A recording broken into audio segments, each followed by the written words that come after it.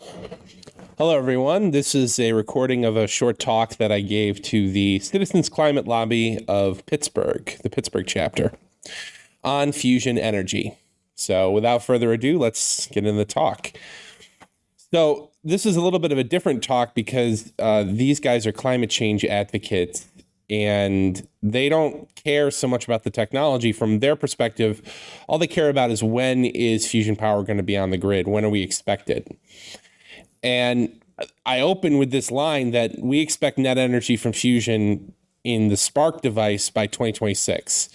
There might be some other companies out there that gets there sooner, and there are certainly other pathways to fusion. But from our perspective right now, the team with the most money, the most people, the most momentum, the most effort, and the best technical shot at the moment is the Spark team at Commonwealth Fusion Systems. I'm surprised actually by that statement because I didn't think I'd be saying that in 2023, given the fact that Tokamak Energy was founded earlier. We've got other companies in the game, General Fusion, TAE. But right now, Spark is projected to be operational by 2026. So we're going to have net power by 2026. So for those who don't know anything about fusion, fusion is a brand new energy source, totally new, doesn't exist in the world right now. And it's got a number of characteristics. If you're going to compare it to wind, to solar, to fission, to advanced fission, to geothermal. So first of all, it's large baseload power source, okay? So it's zero carbon baseload power source, and it's the most potent energy source known to mankind. The statistic that people throw around for this is that a gallon of gasoline, if a gallon of fusion fuel is 10 million times more potent than a gallon of gasoline. This is nuclear power, but the other distinction is that fusion does not have meltdowns. There are no meltdowns possible in a fusion reactor, and that is a huge difference from fission, and it drives the environmental, health, safety, and regulatory requirements for a fusion power plant. And we saw that reflected in the April 2023 decision by the Nuclear Regulatory Commission to regulate fusion, not like a fission power plant is today, but rather like a particle accelerator or science experiment. That loosens the regulatory burdens that have killed nuclear for almost a generation or two generations. Fusion has fundamentally different safety concerns. There are accident potentials in fusion reactors. So for instance, probably the worst one is during full operation with tritium, the vacuum vessel gets punctured and the tritium escapes into a secondary containment vessel or something. That is not a large-scale accident. It's an expensive accident because it leads to decommissioning and then decontamination and then replacement of superconducting materials. But it's not the kind of accident like a nuclear meltdown would be. Okay, so that's a fundamental difference. And again, this is baseload zero carbon energy source. And so it's a great energy source. And so that's the point that I wanted to get across to these climate change advocates, how important this is for the future of the climate and energy. But I also point out that if we had net power in 2026, that would be essentially the Wright brothers flight. So the Wright brothers flew in 1907. And then it took about 10 to 15 years to get the first airmail, the first commercial flights, the first military applications of flight. So it's a similar path here. We might get net power in 26, but we wouldn't see commercial reactors until the 2030s or so. That's assuming everything goes right. But we are trying to push this as fast as possible, and any and all public support would be super helpful in getting there. So this has been a long time in coming. Fusion power, you've seen some other talks by me about fusion power, the history of fusion power. Fusion was first detected in 1933 at Cambridge University. Mark Oliphant built a particle accelerator where he accelerated a hydrogen ion to about 600,000 volts. And he slammed it into another ion and got nuclear fusion and detected it with neutrons. The first device to get fusion reactions as a bulk device was in 1951, and that was an atomic bomb. That was the first fusion-fission atomic bomb that was detonated by the United States in the South Pacific. But it's not very, very useful for fusion power. The first fusion power machine that we think of as a modern fusion experiment was in 1957, the end of 1957, when Los Alamos built Scalia 1 and was able to demonstrate fusion in a pinch. It was a theta pinch, current around the outside, magnetic field through the middle, squeezing the conditions for fusion.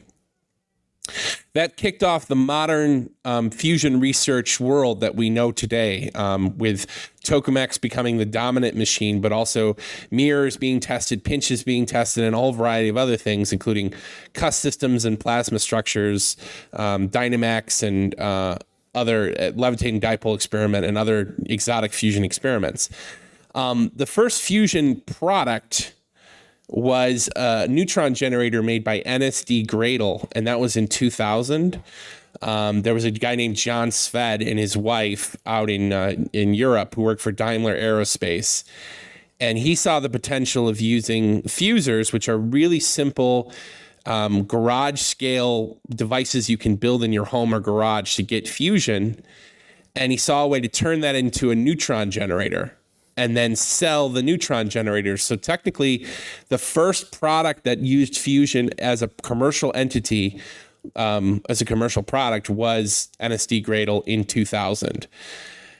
And then the first fusion chain reactions were at Livermore. So most people have heard of the ignition shot that came out in December, which made international headlines and was a big deal. They had a press conference. The U.S. Secretary of Energy gave a talk.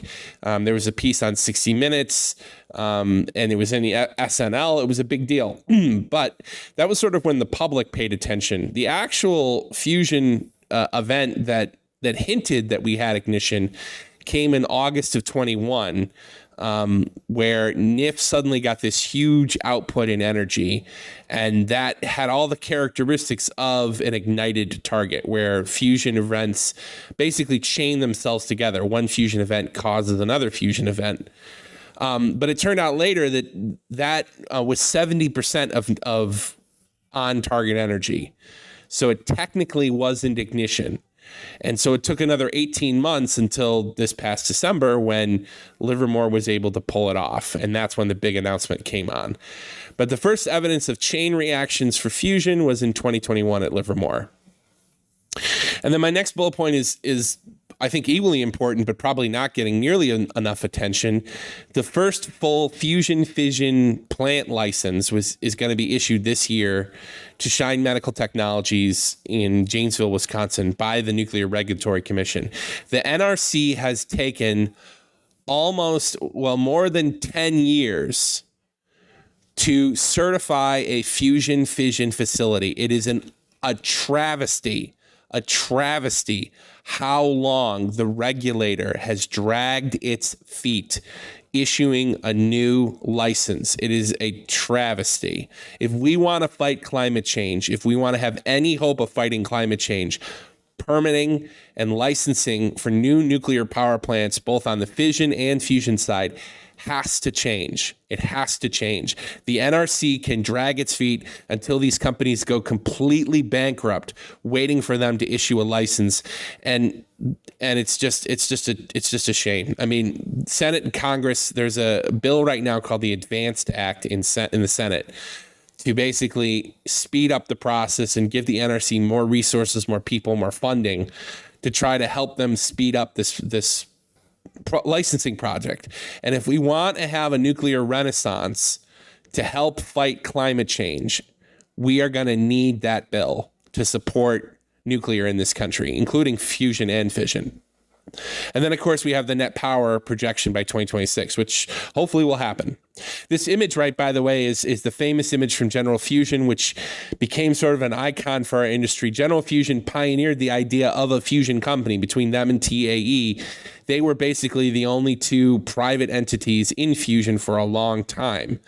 And so this is a famous photo of their staff around their prototype 14 piston device from, I think this was 2014. Okay. So this is where the industry stands today. Right now, we're at $6.1 billion in private funding. That number, $6.1 billion, was just announced by the Fusion Industry Association in their industry report that came out, I think, last week. And they also brought it up at a congressional hearing on fusion, which would have been, I think, last month. That money is spread across 40 plus different startups. It's very hard to keep an accurate picture of the number of startups that are in this game because, first of all, it's always changing. There's some level of churn, and then a number of startups stay quiet. They stay hidden. They stay private. There's a lot of stealth startups. And across 40 companies, you get a lot of variation in technology, variation in culture, variation in organization and staff. And because fusion is still a high risk endeavor, there's going to be a lot of churn. There's going to be a lot of startups that go under simply because they don't have enough people. They don't have the right people. They don't have enough technology. They don't have enough knowledge, or they're poorly funded or poorly organized. The Q record is 33% of net power. So Q is the total amount of power out for power in. And I don't want anyone to get confused about this. We are about a third of the way to net power right now. And that 33% comes from the Joint European Torus. Its final run at the end of 2021, December 30th, 2021, the Joint European Torus produced 59 megajoules of power over 5 seconds. Now, I was on the understanding that JET ran on 100 megawatts of input. So if you do the math, that doesn't come out to 33%. But I'm pulling that number from an article written about JET where the reporter actually went and talked to the JET people. And that's the number that they gave out. So my record right now is at 33% of net power. Some people out in the public might get confused about this because when the ignition shot happened, Livermore made a big hoopla about getting more than power out more than in. And that just isn't true. To clarify, the NIF put in 300 megawatts of power or megajoules of power and got about 3 megajoules of fusion energy produced. And so that's a Q of 1%. That's a Q of 1%. One out of 100 units of energy in, 1 unit of energy out. Okay. Now the amount of energy out was more than the amount of laser energy on the target. Okay. So that's why it was ignition, and that's why they made such a big deal about it. But overall, NIF didn't do nearly as well as the Joint European Torus. Joint European Torus is a tokamak machine that was built by the British in 1981, actually. It's been upgraded a number of times, but it was built in 1981. And so they were decommissioning it, and they knew that they could shut it down, and they could basically push it to its breaking point, because after this last run, the facility was going to get shut down and decommissioned. So in the very last run, it's swan song, basically.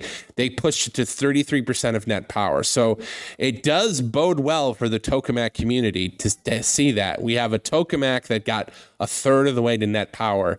That hints very strongly at the possibility that when we turn on these all superconducting tokamaks like Spark and Eater or joint Tokamak Energy's HTS 80 machine, we will see net power for the first time ever in human history.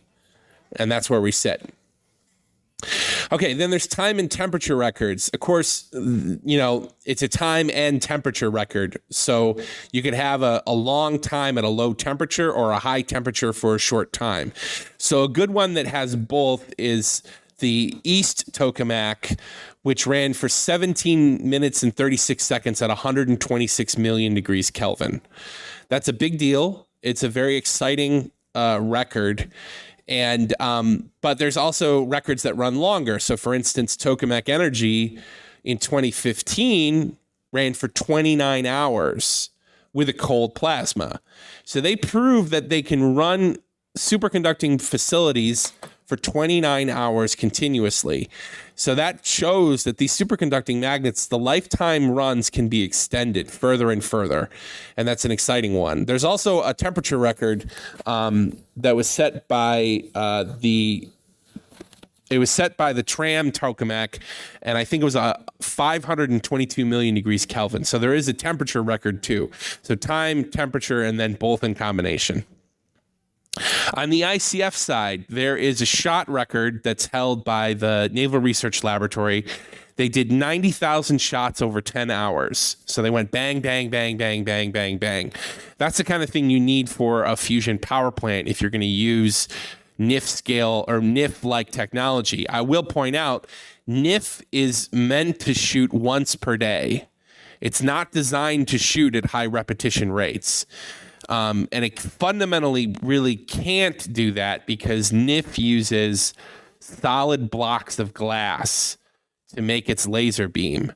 The Navy pioneered this excimer laser technology where they make the laser beam in a tube filled with gas. Doing it that way is fundamentally advantageous because the gas does not have any heat. It doesn't hold any heat, so it doesn't get hot. So that allows NRL and the Navy to go bang, bang, bang, bang, bang, and that enables a power plant. So for me, that's just a fundamental divide in the laser fusion world. If I'm looking at laser fusion startups, I would favor excimer lasers over glass-based lasers, even ones with active cooling. Gas systems are better; they just are. And NRL has a pulse power record. It's 11.5 million shots over 30 weeks. I had an earlier statement that it was 13.5 million shots over weeks, and I've gotten corrected on that from NRL. So I actually am trying to figure out that discrepancy. So if somebody out there finds a reference for me, is it 13.5 or 11.5? Please provide it in the comments, and we'll clarify that. Okay, so this was, again, the audience was different than normal technical talks. This was a bunch of climate activists, so they weren't so interested in the technology again. They wanted to understand fusion as an energy source for climate change and as an economic driver. And the economic impact of fusion power is really immense. I mean, it can't be understated. We had there's a private company called Precedent Research, and they put out a study that estimated that fusion industry could be worth $472 billion by 2030, which is an incredibly large number. And I think, I don't know if I believe it, to be frank with you. I mean, that's such a huge number that it's just mind-bogglingly gigantic. And the question is, will we get there? And, I doubt we will because market adoption is driven by a lot of factors, including public acceptance and public understanding of a topic, right? Like you can't sell something if the customer doesn't understand what this thing that they're buying is, right? So all the fusion companies right now are first mover businesses. That's a classic business case. A first mover business has to educate their customer base, their investor base, the regulators, and get public acceptance and build a workforce. So 472 billion is a gigantic number, and we're going to be fundamentally limited not by the economic impacts, but all these other factors. And then Bloomberg threw out a number of 40 trillion, which they didn't set a time frame on that. So it could be 40 trillion by 2030, 2040, 2050, 2060. Maybe when we're all said and done, it might be worth 40 trillion. So, but anyway, it's a large market. It's a large, large market. We spend $10 trillion a year on energy in the world. Fusion could own a large chunk of that market because of the characteristics of it. So this is a massive market. It means tens of thousands, if not hundreds of thousands of jobs. It means climate fighting solutions, and it means all kinds of valuable spin-off technologies that would ripple into other industries. So you invent something for fusion power, and then you take it and apply it to medical devices, transportation, public safety, large-scale industrial projects, environmental health, energy storage, energy transport, motors, generators, defense technologies, computer science technologies, information technologies, data centers, consumer and home goods. There's literally lots and lots and lots of spin-off markets for fusion. The analogy is with the space program, and this is a classic example of research funded by federal dollars ending up supporting a wide variety of American industries. So when Kennedy called for a man on the moon, they put a man on the moon, and then it drove the American economy for at least the next 30 years. NASA documented over 1,800 spin-out products developed from fundamental space research dollars. And so in the space program, we had examples like Tang and calculators, space age and aerospace materials, and other things. So fusion could easily be just like that. And that's one of the reasons why we should support it federally and publicly. So this dovetails well with what Pittsburgh has, because Pittsburgh is a hub for nuclear energy generally. And that's because of fundamental investments made first by Admiral Rickover in the early 1950s and late 1940s with Westinghouse and Westinghouse being in Pittsburgh, General Electric up in Schenectady, New York. Rickover turned to those two companies because of their high quality standards, their infrastructure. They were the best suited at the time to support the Navy's nuclear submarine program. And then that made a long-term federal investment in Pittsburgh, which drove the Pittsburgh economy for decades and decades and decades. So there's a lot of former nuclear engineers kicking around the Pittsburgh area that are ex-Westinghouse or ex-Navy, some of whom have started their own companies. That all that experience would be applicable to a fusion power plant, because fusion is a nuclear power plant. It's going to be licensed, it's going to be regulated, it's going to be safety modeled using a lot of existing nuclear infrastructure, and fusion is going to have to fit into some framework from the NRC, although as I may have mentioned, the NRC has ruled recently that fusion is going to be regulated like a particle accelerator. Okay, so for this climate group in Pittsburgh, what can they do? Well, they can call their congressman. We just got a kick in the teeth recently with our fusion budget for this year. So back in January, a little history, the president called for $1 billion for fusion energy, which would have been immensely helpful and accelerated our field immensely, because right now our budget's sort of been fixed for the last sort of 5 to 10 years. We've been sitting around 750 million. And going back to like 2010 timeframe, we were down in the 400 million area. So we don't spend that much money on actual fusion.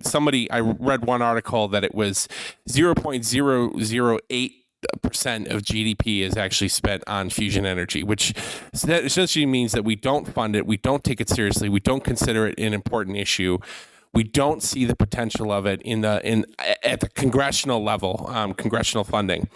And that's despite the efforts of some pretty valiant people. Stephen Dean at the Fusion Power Associates, who advocates for fusion, has been advocating for years. The Fusion Industry Association, more recently, that has been lobbying Congress to do things in fusion, and some of the House staffers inside, and including some congressmen. There's some great congressmen. Eddie Bernice Johnson is one good one that I'll point to that has done a lot for our field. So the president, there was a White House summit in 2022, and coming out of the White House summit, there were changes at DOE, including Scott Sue being elevated to his senior advisory position at DOE on fusion. Scott he was not head of the Office of Fusion Energy Sciences, but in his role, he sat above him advising the director. So all of that said, the President Biden called for $1 billion for fusion energy, bumping up the budget by about $300 million.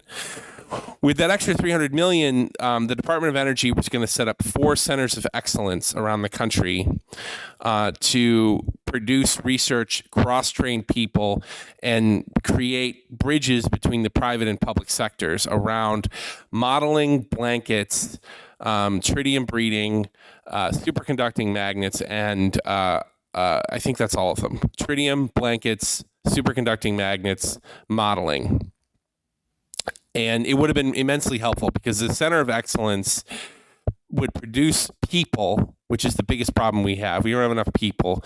would produce research and work, and it would allow companies user facilities for fusion. There's a lot of things that could be done with that money. And I'll just point to the United Kingdom, UKAEA, has a concrete plan that they're pursuing around fusion. Anyway, President called for it. The House of Representatives convened, and there are members of the Fusion Caucus on the House of Representatives, including notably the Republican Chuck Fleischman, who sits over Oak Ridge. So it's relevant to him because Oak Ridge is in his district, and Oak Ridge benefits immensely from this work. So that's important to him and his constituents, and that's why it's important to him, despite, whether it's a D or R on his name. But there were several members of the House of Representatives Energy and Water Committee, the Appropriations Committee, that rejected the change, and they were members of the House Freedom Caucus. So there you go. And then the Senate didn't do much better. They also wanted to opt for a status quo. So they're just going to keep our budget basically the same and not increase it. So we lost $300 million this year, unless in the next few months, a lot of pressure is put on our politicians to act. We're going to lose that $300 million that the president called for. So I asked people in Pittsburgh to call their respective representatives, and in this case, Guy Richenthaler was the representative from Pennsylvania. He's in, I think, the PA 19. So his district sits below Pittsburgh, sort of in the corner of Pennsylvania. Republican, of course, but there's no reason why he can't be supportive of our cause. It's also good for the defense of the country, and it's good for jobs in the greater Pittsburgh area, in the nuclear sector. There's a lot of really good reasons to support this industry. So I asked these guys to call in. Anyway, thank you so much for your time. I hope this presentation had some value for you. Take care. Bye.